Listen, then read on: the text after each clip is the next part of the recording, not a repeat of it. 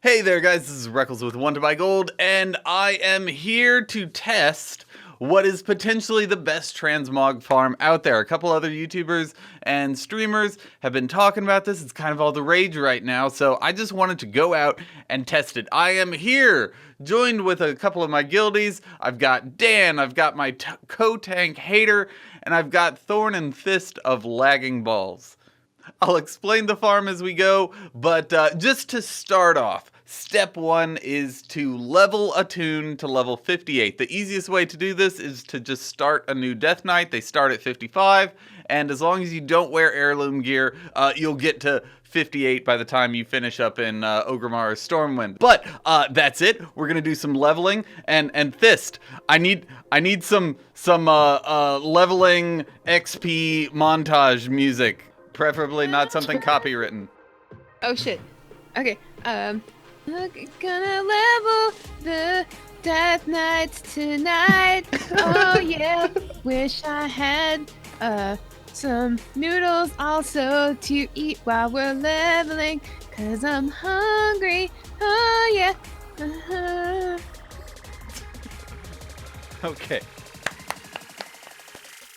Okay, so what are we doing today? Essentially, we're farming the rarest, most expensive, skimpiest bikini mog. A lot of it's plate, but the stuff from level 55 to level 60 is generally the rarest. And the reason why it's so expensive is because when Deathwing came along in Cataclysm, he took out all the level 57 and 58 and 59 and 60 mobs in the game.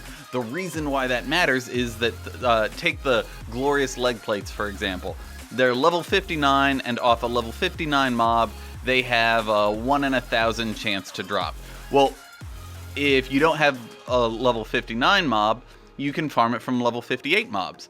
The way gear drop rates worked in vanilla was that if you had a 59 mob, and it had a 1 in 1,000 drop rate of level 59 gear, a level 58 mob would have a 1 in 2,000 drop rate. A level 57 mob would have a 1 in 4,000.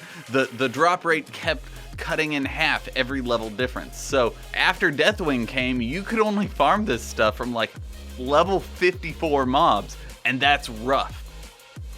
So what are we doing now? We're taking advantage of another little trick in the game. You may remember a while back, Blizzard got into a lot of trouble for changing the way scaling works on the Broken Shore, the Broken Isles. Well, this had been going on throughout all of Azeroth for a while, and essentially mobs would scale to your character level.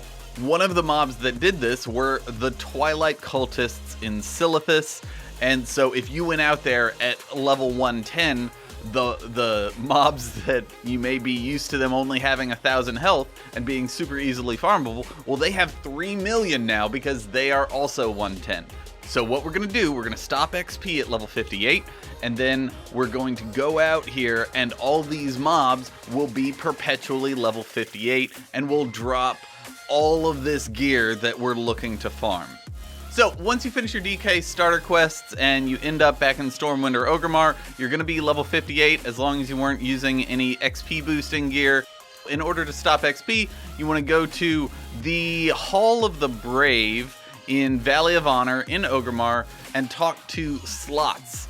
He will stop your experience gain for 10 gold. For Alliance, you want to go to the Command Center room in Stormwind Keep and talk to Beston. He is also an invisible rogue, and it also costs you 10 gold there. So once you stop XP, we're gonna head out to Silithus, and there are 3 Twilight camps. The one in the middle and the one at the bottom, the Twilight Basecamp and the Twilight Outpost. Those will insta-spawn as soon as you kill enough mobs. More will automatically spawn as soon as you've cleared out some of the ground. The Twilight Post in the northwest doesn't insta-spawn, but it has crazy density, so maybe head out there every once in a while. But just go out with a couple of friends, or put a pre-made group finder group together, or talk to some Battle.net people, and just get the more people you have farming this stuff, the more things you're gonna kill, and as long as y'all are in a party together, you can loot all the gear from the mobs. As a group, we just went to Twilight Basecamp right in the middle and just kind of haphazardly ran around killing stuff. We had a lot of fun together. We were super tired by this point, so we only ran for 18 minutes. But Thorn got 32,000 gold worth of stuff. Thist got 8,000 gold worth of stuff. I got about 20,000 gold worth of stuff, and Dan got 24,000 gold worth of stuff. So that gives you a good estimation, and honestly, we didn't even really get lucky. No glorious stuff drop, no exalted stuff. Like, we didn't get the super high price stuff that, you know, you're hoping for when you go out here, but we got some decent gear. So for those of you who care about efficiency, I later went on and just farmed by myself, solo for a little bit. Didn't get near as much gear. I got about half the amount of gear we got as a group in an entire hour, but it was still about 100,000 gold per hour worth of stuff.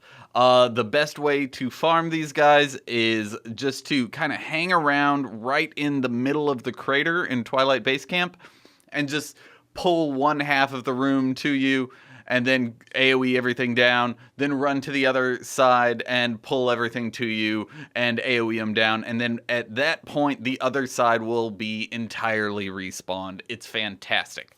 That's all I have to say though. Moral of the story, in a 3 to 4 man group farm, you can go out here and be pushing 250 to 300,000 gold per hour and for the entire group if you aren't lucky. I am really excited to do this on a stream and see, like, if we can get a raid group together, how much gold can we suck up? Like, can we get 1 million gold, 10 million gold per hour? Like, what is the amount of transmog that we're gonna get? So stay tuned for that. Subscribe. If you click the little bell next to the subscribe button, you'll be notified whenever I do that stream, and hopefully we can get you in.